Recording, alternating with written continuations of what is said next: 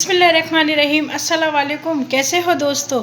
उम्मीद करती हूँ आप ठीक ठाक होंगे, अपने घरों में सादो आबाद होंगे। अल्लाह आप सबको अपने ज़मान में रखे, आमीन अल्लाहुम्मा आमीन। आप लोगों के घर में खूब खैर व बरकत दे, आप लोगों को सेहत तंदुरुस्ती दे। तो दोस्तों आज मैं चलते हैं आज की वीडियो की आगाज़ के तरफ।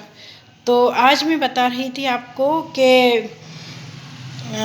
एक छोटा सा किस्सा बता रही थी, लेकिन उस किस्से में बहुत बड़ी मसलियत छुपी है। अगर समझ में आए आपको तो ये आँखों की नज़र से नहीं, कानों से नहीं, दिल के कानों से सुनना इस किस्से को, तो आपके समझ में आएगा।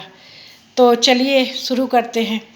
एक बादशाह था, तो बादशाह के यहाँ एक नौजवान पहरेदार था, और माशाअल्लाह वो भी खूबसूरत था, नौजवान था, हट्टा खट्टा था, कुंवारा था। तो बादशाह की बेटी पे उसका दिल आ चुका था। तो वो दिल ही दिल में बादशाह की बेटी को अपना सब कुछ मान बैठा था, और यही ख्वाब देखता था कि मैं इससे ही शादी करूँगा, चाहे कुछ भी हो जाए मैं इससे ही शादी करूँगा। लेकिन फ़र्क, वो बादशाह की बेटी थी और वो उसके यहाँ नौकर था। तो एक दिन वो बादशाह से दिल बड़ा करके, हिम्मत करके कह बैठा कि बादशाह सलामत, मैं आपकी बेटी से शादी करना चाहता हूँ। तो बादशाह सलामत ने कहा कि तू क्या बोल रहा है, तुझे समझ नहीं आता? तू हमारे घर का पहरेदार, हमारे यहाँ का नौकर, और हम मेरी बेटी से शादी करेगा? मैं अपनी बेटी से किसी वज़ीर से शादी करूँगा। तो कहने लगा कि आप चाहे मेरी जान ले लें, आप मुझे मार डालें, आप मेरा कत्ल कर दें, लेकिन मैं नहीं मानूंगा, मैं आपकी बेटी से ही शादी करूंगा। बादशाह बड़ी ताज्जुब में पड़ गया और बड़ी परेशानी में बादशाह आ गया। तो फिर बादशाह ने कहा, उसको अपने पास बुलाया कि चलिए ठीक है, अगर तू मेरी बेटी से शादी करना चाहता है तो मुझे 2 बोरी भर के बिच्छू ला के दे, तो मैं तेरी शादी अपनी बेटी से कर दूंगा। तो वो नौजवान बड़ी अफसोस में पड़ गया कि ये कौन सी शर्त रखी है, मैं 2 बोरी बिच्छू भर के कहाँ से लाऊं?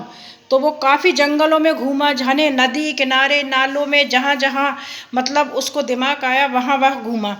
तो एक दिन बड़े टेंशन में वो, तो एक दिन उसका दोस्त मिलता है। कहले क्या बात है यार, तू बड़े टेंशन में है, क्या हो गया? कहला कि यार कुछ वजह ऐसी है, बादशाह ने मुझसे शर्त रखी है कि 2 बोरी बिच्छू लेके आ, तो मैं तेरी अपनी बेटी की शादी तेरे से कर दूंगा।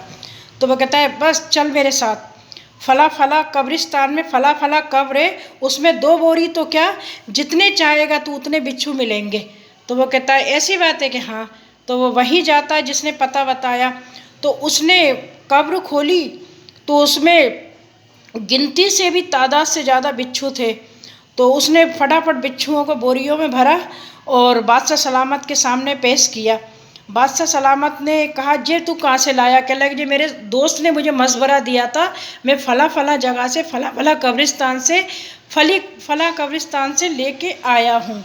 तो उसके दोस्त को बुलाया गया और कहा कि आपको कैसे मालूम थी कि इस कब्रिस्तान में और इस कब्र में इतने बिच्छू मिलेंगे? तो कहते हैं बादशाह सलामत, मुझे इसलिए मालूम था, मुझे अंदाज़ था कि ये शख्स जो मरा है ना, इसकी कब्र में से बिच्छू निकले, ये दूसरों का हक मारता था, दूसरों की अमानत में खयानत करता था, दूसरों का हराम का माल हड़पता था, गरीबों को परेशान करता था, गरीबों का माल छीनता था। इसलिए मुझे अंदाज़ था कि इसकी कब्र में ज़रूर बिच्छू होंगे। तो दोस्तों, आपको ये मेरी बात समझ में आई? हमें कभी किसी की अमानत में ख़यानत नहीं करना चाहिए। चाहे किसी ने हम पे 1 रुपया भी अमानत के तौर पे रखा है, तो जब वो मांगे हमें उसको वक्त पे वापस करना चाहिए। किसी ने कोई भी अमानत हमारे पास रखी है, तो उसकी अमानत हमें सही सलामत उसकी हिफाजत करना चाहिए, उसको लौटाना चाहिए। और अगर किसी का हक है और हमारे पास है, और किसी ने कह दिया जी फ़लाँ के लिए आपको दे रहे हैं, तो उस तक उसको पहुंचाना चाहिए। ये नहीं कि हम रख लें, वो सामने वाले को थोड़ी मालूम है, हम रख लें। तो दोस्तों आज के लिए इतना ही। अगर आपको मेरी वीडियो समझ में आई हो तो लाइक करना, सब्सक्राइब करना और बेल आइकन को प्रेस करना। तो मिलते हैं नेक्स्ट वीडियो में। अल्लाह हाफिज़, अस्सलाम वालेकुम, बाय। और मेरे वीडियो को सब्सक्राइब करो भाई, कर दो।